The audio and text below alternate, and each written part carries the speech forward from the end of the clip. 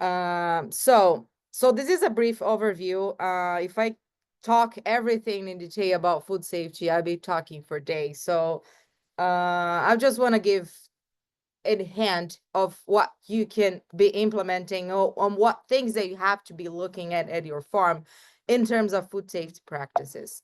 And again, I like to talk my presentation always showing why you have to worry, why you have to think about food safety on your farm. If you think about food poisoning and or foodborne outbreaks that happen in US, only in US, it is estimated that is about 1,300 deaths per year just for food poisoning, and millions of cases that have been reported. These are reported cases. Think about those folks that don't go to hospitals when they get sick. So those are only reported cases that the CDC has data on. So millions of cases per year for food poisoning, and nearly half of those foodborne outbreaks that happen in US are linked to fresh produce, especially vegetables. I mean, lettuce, leafy greens, tomatoes, peppers, and broccoli has been recently recalled from retailer stores due to listeria contamination. So it has been a very big concern. And then most of these contamination happen at the farm level. And if you think about it, young health adults, they're not susceptible to getting sick from eating food that are contaminated with those pathogens, those microorganisms. But if you think about if you're selling vegetables to school, to hospitals, or if you think about our community, the most susceptible risk groups are young children, pregnant women, especially for listeria, older adults, and people that have weakened immune system. They are likely to get sick if the food is contaminated. And vegetables specifically, when we talk about fresh produce in general, we think about, oh, I wash it later at home, or if I'm growing vegetables, I will wash it after harvest. But the rule of thumb is once produce is contaminated, there is no decontamination process. You can wash it later. You will reduce if you add in sanitizer to the washing, if you're washing during post-harvest practices, it will reduce some of those microorganisms that are on the leaves or loose or accumulated, but it's not gonna eliminate or kill 100%. If you read the label of a sanitizer or anything, it's always 99.9%. So that remaining 0.01 or 0.1% is enough to make someone sick. So you have to think about it. The first thing you think about when you talk about food safety is that preventing contamination is the key to eliminating or to reducing foodborne illnesses, or people getting sick from getting sick.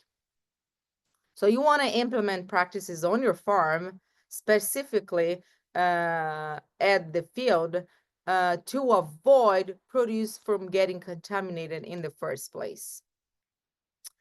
So how can you prevent those, contamination and consequently food poisoning and outbreaks? You have to first understand how contamination occurs and from where it comes from, how produce becomes contaminated in the field, and know the risks, especially when you're using agricultural practices in the farm, what those risks pose to the safety of the produce. And also know how to control them, identify risk, the practices you're doing, how to manage to reduce risks.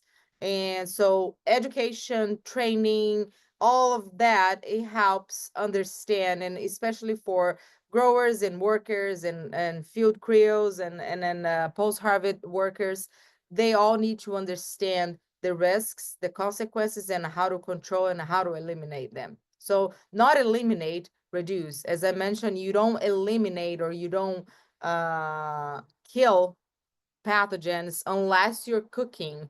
If you're consuming raw leaves or raw fresh produce, there's no kill step. So when we talk about this, there's always reducing the risk, but not eliminating completely the risks.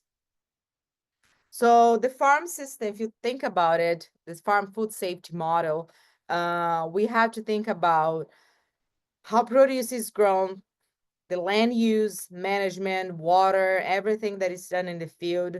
Also facilities linked to facility and equipment that you're using both in the field and during post-harvest and harvest, during storage, during transportation, and all has is tied up to the work and health hygiene as well. So during this whole process, the workers need to understand that they need to follow practices to avoid contamination. This all ties into a safer product.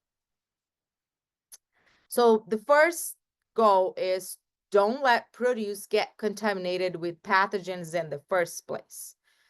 So that goes with handling produce to minimize growth and of harmful microorganisms, pathogens. When we talk about pathogens of human concern, we talk about Salmonella, E. coli, Listeria, norovirus, and this all, it's linked to when we talk about food contamination, produce contamination, we talk about those pathogens, those microorganisms that can make people sick.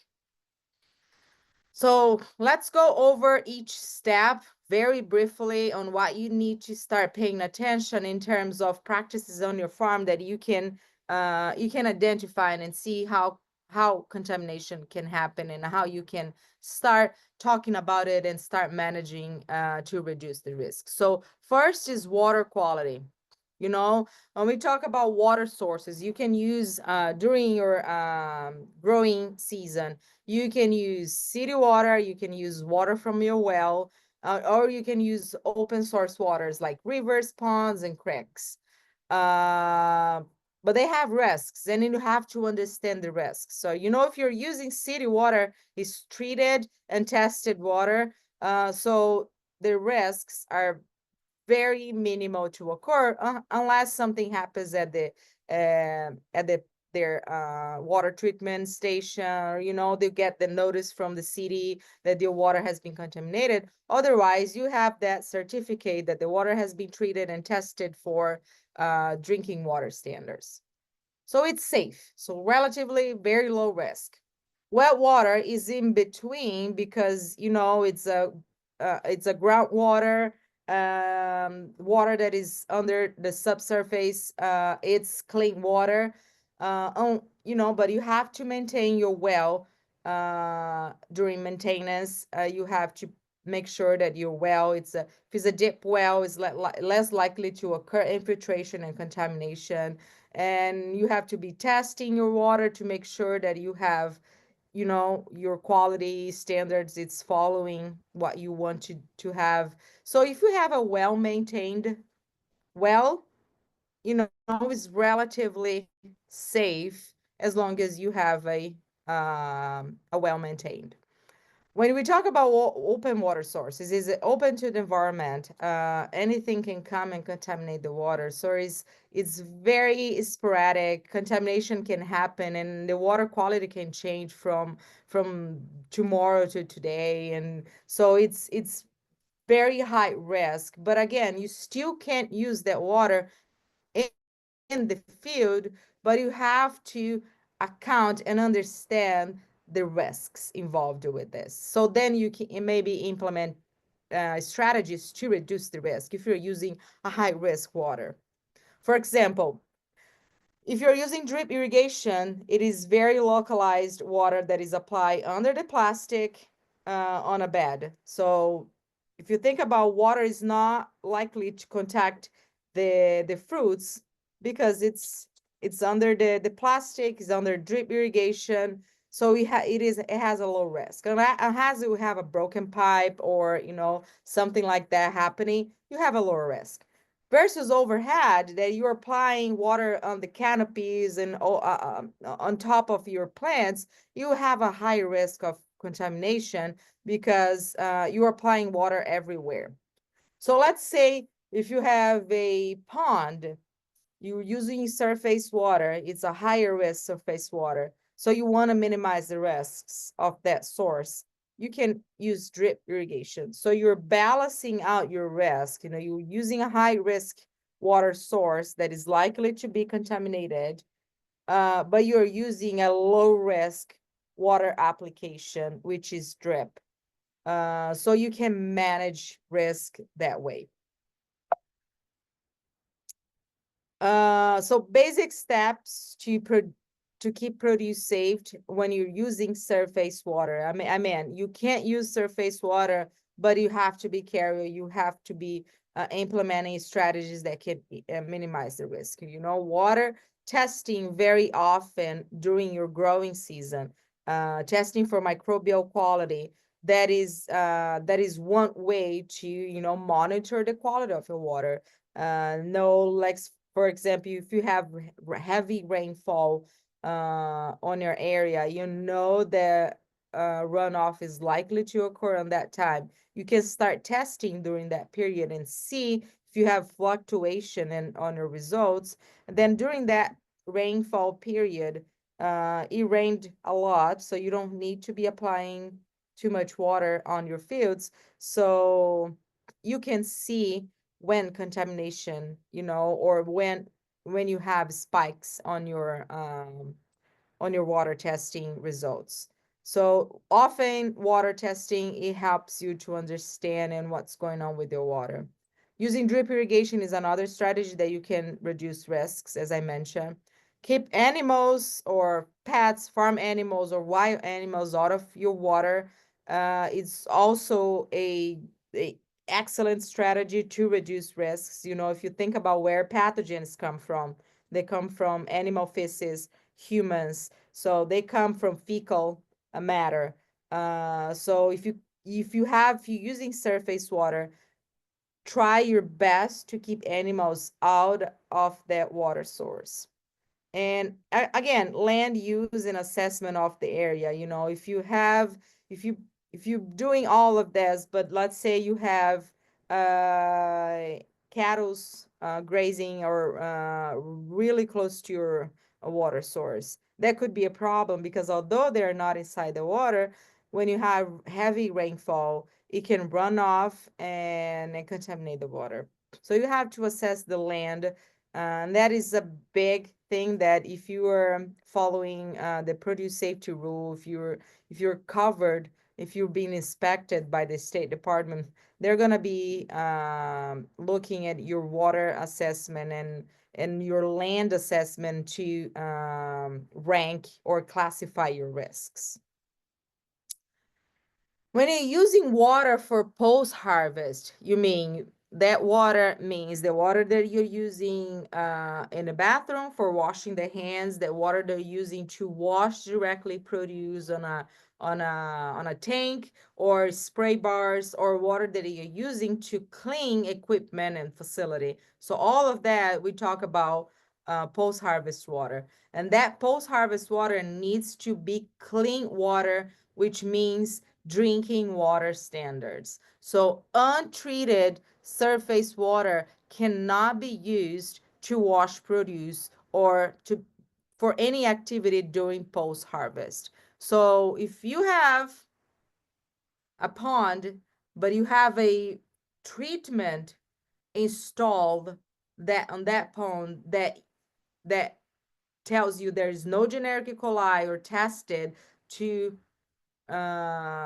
remove any pathogens, then you could use. But again, untreated surface water cannot be used. So in this case, you're going to be using water for post-harvest, groundwater or city water that are on the drinking water standards. So no generic E. coli, no coliform.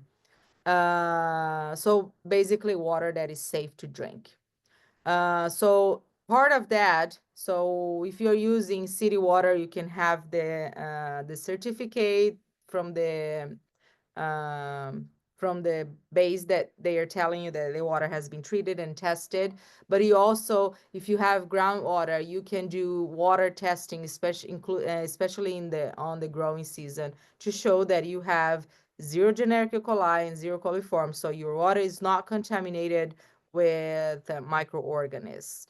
And if you're using water to wash your produce, especially in a dump tank, it's highly recommended to use a sanitizer to prevent cross-contamination.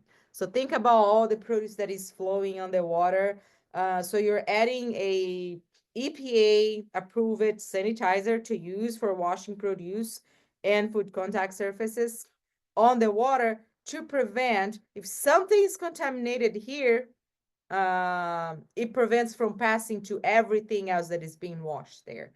But again, if you're using sanitizer, make sure you get the sanitizer that is approved by the EPA to be used on washing fresh fruits and vegetables, and follow the label on how to prepare, on dosing and everything.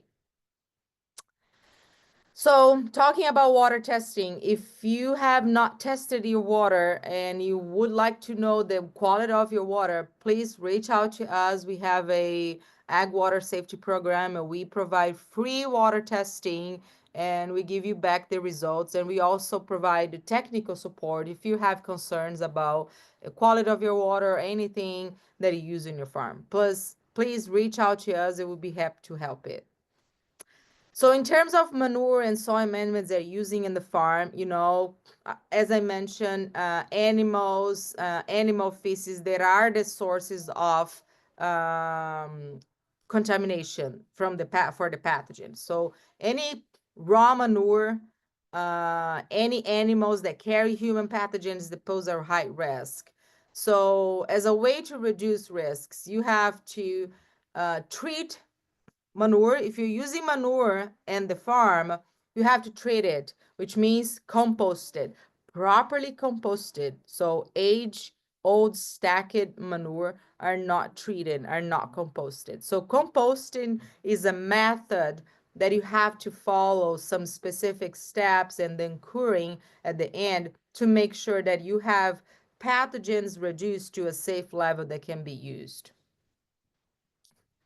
So again, if you use raw manure on your vegetable crop, the produce safety rule does not tell you a specific way to use it, but they suggest to follow the National Organic Program requirement, which is the 90, 120 days. So if you have crops that are very close to the ground or likely to touch the soil or the amended soil, you have to you have to apply the raw manure 120 days before you harvest your crop.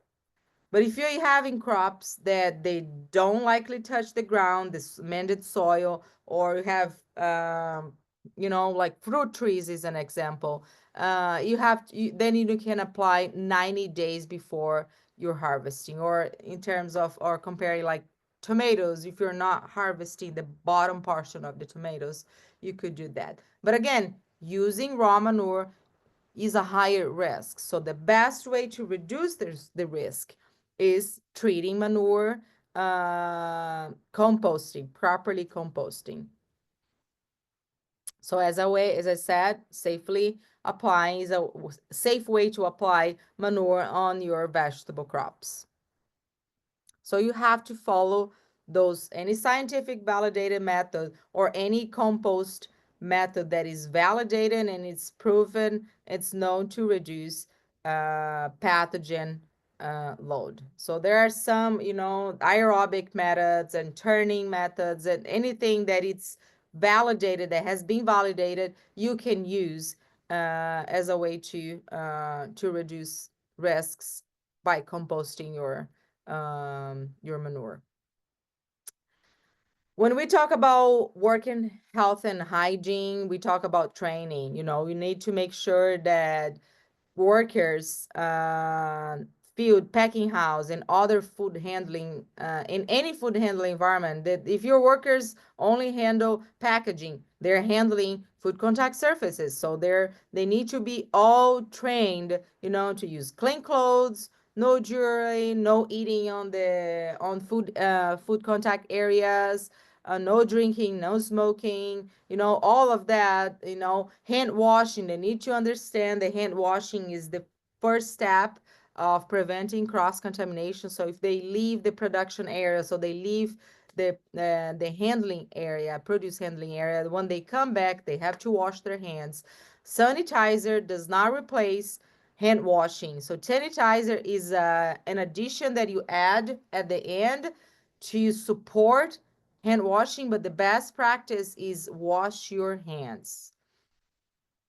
And you have to make sure that you follow sick worker policy. Your workers need to be trained to follow a policy. If they are sick, they need to tell you immediately, because they need to be segregated. They need to be put in an area that they're not going to be handling produce or anything that is related to produce, or they need to stay home until they get better.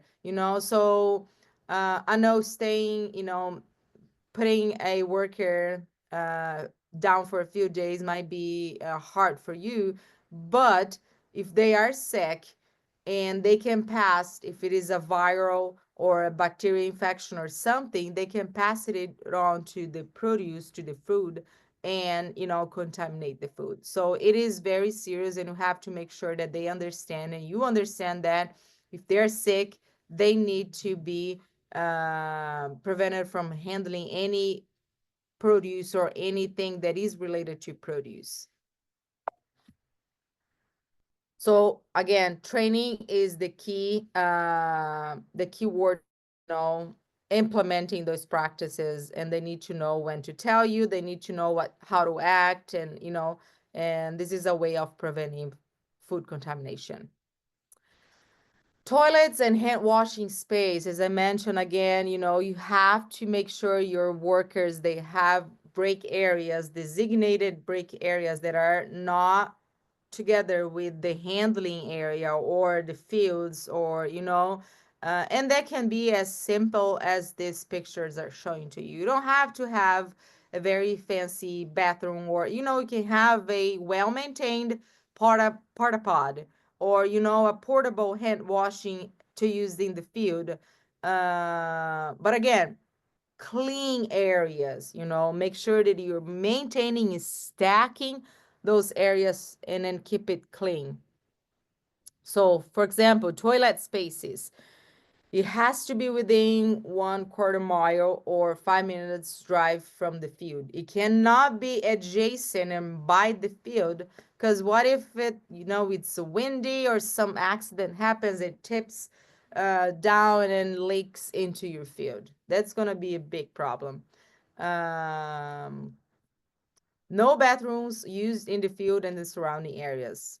Make sure that. And they need to be well stocked and clean with soap, liquid soap, potable water, so drinking standard water, and disposable paper towel, and a trash. So you can put the paper towel so they don't toss it and fly on the field, and, so that can be an issue as well. Hand washing stations, again, it can be very simple. It can be like a portable hand washing station. You just have to make sure that it is close to the field, with employees, like easy access to them, but must be well stocked. Again, water, clean water, liquid soap, paper towel, and a bucket to collect the water and on the towel. So make sure that you have a bucket to collect the water, because there can also be, a contamination in the field. And again, when you have to tell your workers or farmers to wash hands anytime they sneeze or cough, anytime that they take out the trash, handle animals, very important. and before starting any work activity that they're gonna be handling produce. So if they cell phones are they're even dirtier than a toilet. So if they're using their phone, going outside and get a call or something, they need to make sure to understand that after that, after returning activity, they need to wash their hands. And for harvesting and storaging your produce, before harvesting, again, this is when if you're using water in the field, whether it's for hand washing in the bathroom, or any kind of water that you use in the field, it has to be drinking water standards.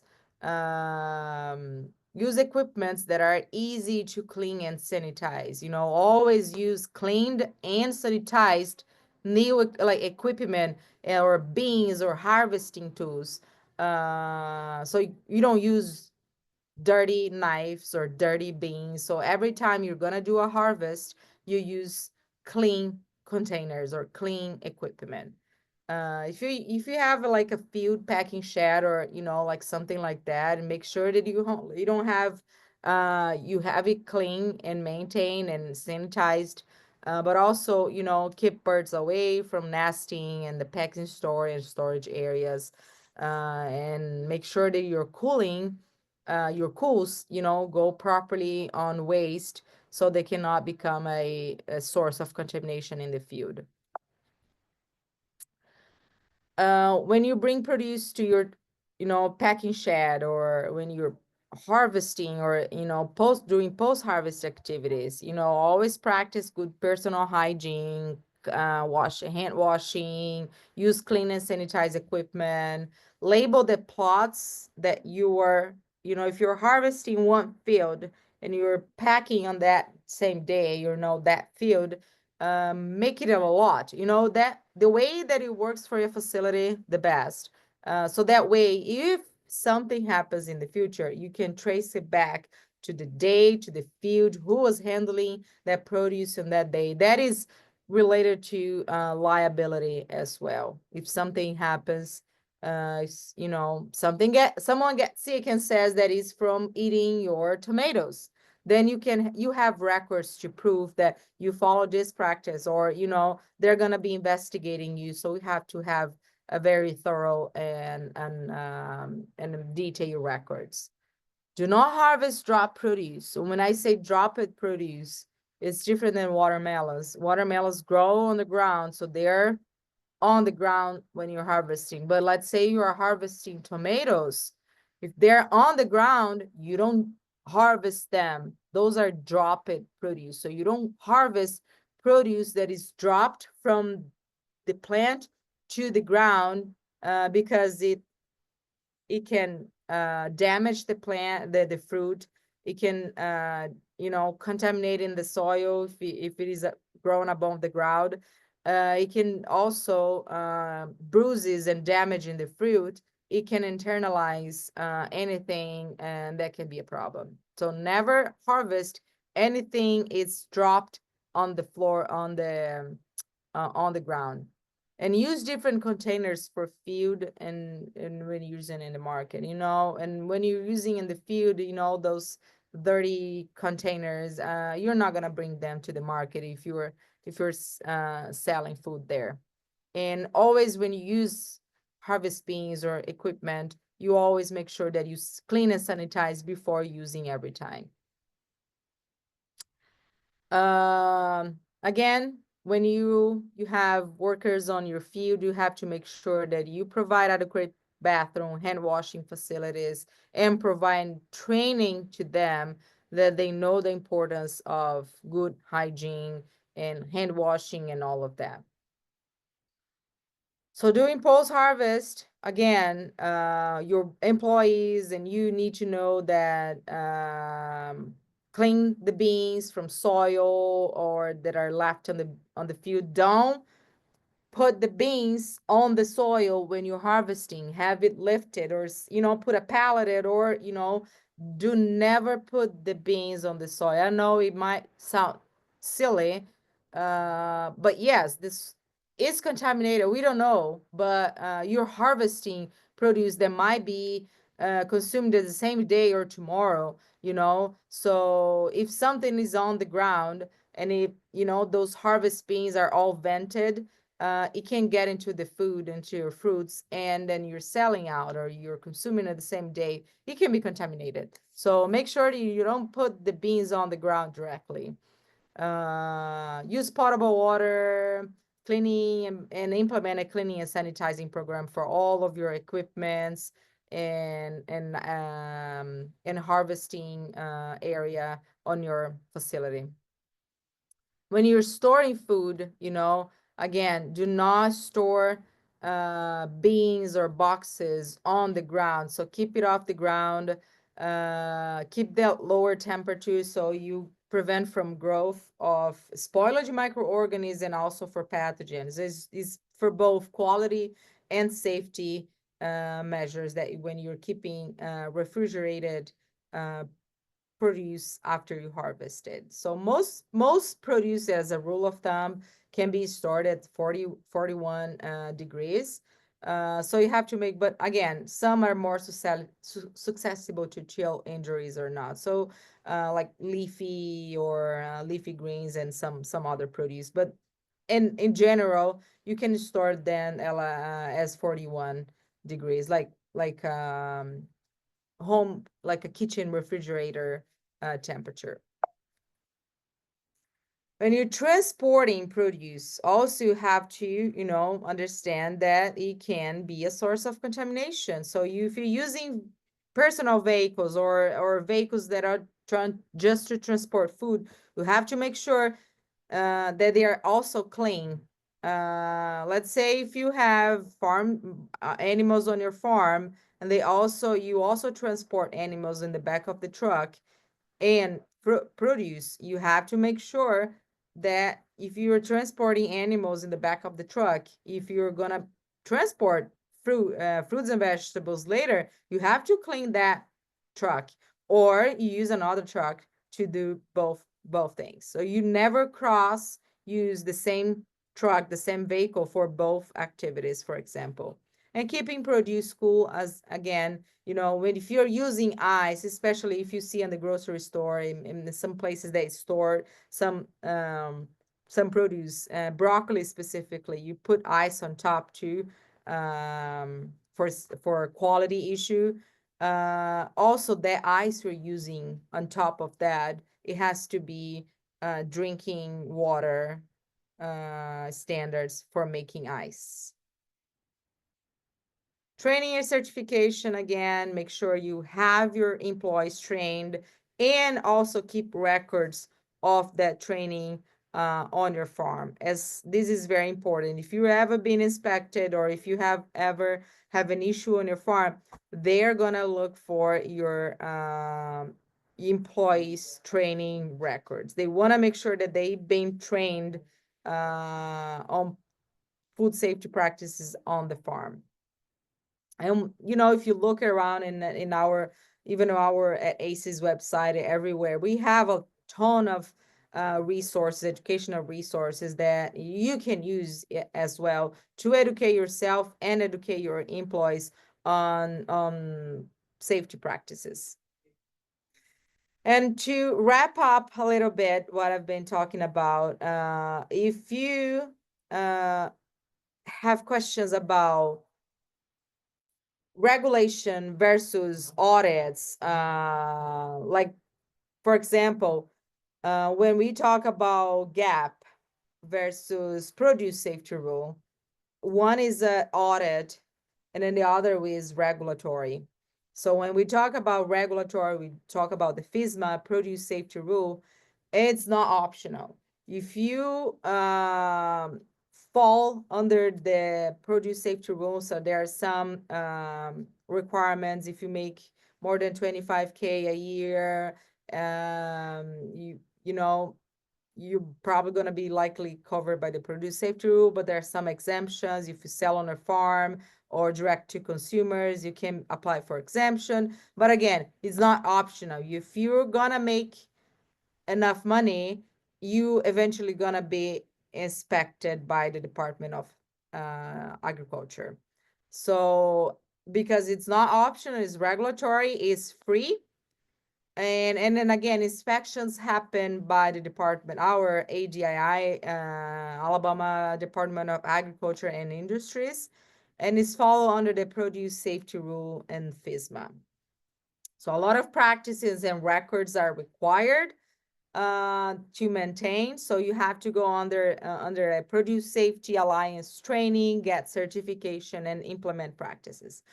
But if you're that can happen at the same time. You can be, it's nothing related to the audits. You can be inspected, but let's say the food safety audits, GAPs or Primus or anything, it's optional. It's because you're trying to sell your produce to a place, to a retailer, to our wholesales that will require certification, food safety certification. So that's, the mostly know it's our GAP certification, USDA GAP certifications. So since it is not an option, it's a marketing preference. You're wanting to sell to the specific place that requires certification. You have to pay for the audit. You have to pay for this certification. And there are, again, requirements and practice that you have to implement, and there are different places that require different options. Like the basic ones are the USDA harmonized GAPs. But for example, Walmart and those Kroger and those wholesale, the big companies, they require the the higher standards, right? Primus GFS, Global GAP, and others. So again, you're not going to go out and, oh, I'm going to get a certification because I'm going to explore my marketing options. No, you want to sell to a specific place, you contact that place and see what requirements they have. Because they can have the USDA GAP, you can have it. It is the most affordable, is the simpler way, the simpler one, and then you can go out with that. Again, it's all certifications, all audits, they cost, even the USDA ones. So you have to make sure that you follow your marketing requirements to where you're selling your produce. So this is pretty much basic, the difference if you are being inspected by the regulation or if you're going through audits. You may be inspected by the regulation. You also want to sell retailers. You have both. Maybe you're exempt from the produce safety rule, so you're not going to be inspected, but you want to sell to a specific place that requires some certification, then you have to have food safety certification, that you have an audit. So those pretty much those differences. How to decide which audit to go for, again, it's marketing option there. The USDA has the basic ones, but there are the privates, they're required by the larger industry, Primus GFSS, Global GAP. But we also, if you're not covered by the produce safety rule, if you don't want to sell to places like this that require a certification, but you still want to know about food safety, you sell to your farmers market, you want to know about food safety, if you're a member of the Sweet Grown Alabama, if you're a USDA Organic or anyone, you can reach out to us, and we have a ton of training and resources that we can help you in implementing practices on your farm. And you want to reduce risks. That's the idea. You want to produce safe and high quality food. So again, we also can provide all kinds of training from the regulatory standpoint to the very basics, if you're not being required by that. And if you have questions about USDA GAP audits, if you're going for a marketing option, these are our state contact. You can reach out anyone, Patrick or Jeff. I think they're still the one there, they go by our state for the inspection division audit. And again, this was a very brief, hopefully not overwhelmed summary of food safety that you can implement on your farm.